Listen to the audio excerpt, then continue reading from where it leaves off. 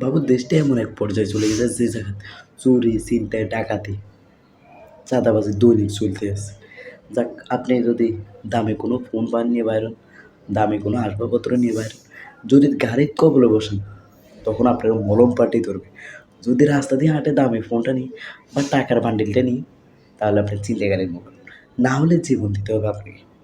মানে দেশটা এমন এক পর্যায়ে গেছে। আজকে একটা ভিডিওতে দেখলাম যে একটা ওই রেল স্টেশনে একটা চীনা নাগরিক আসছিল আমাদের দেশে, যে পর্যটক ঘোরার জন্য, সে ব্লগ করতেছে ট্রেনে ট্রেনে উপরে উঠি, ওই জায়গাতে আমাদের এমন চোরের চোর যে চিনতে, মানে ওই ব্লগার যে মোবাইলটা নিয়ে গেছে, চীনা নাগরিকটা ব্লগ করতেছে, সে জায়গা তার ট্রেনের উপরে উঠে লাফ দেয় চিন্তাকারী, তার ফোনটা নিয়ে গেছে। মানে আমাদের দেশটা ঘুরতেছে ফিরতেছে দেখতেছে ব্লগ করতেছে, পর্যটক হিসেবে আসছে আমাদের দেশে সৌন্দর্য দেখার জন্য, যে উপভোগ করার জন্য।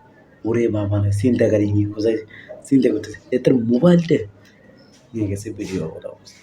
কেমন চুরি, মানে চুরি ছাড়া আপনার ডাইনে দেখলে চুরি, বামে দেখলে চুরি, সামনের দিকে তাকান ওই জন্য চুরি, মানে কোনো জায়গাতে শান্তি নেই।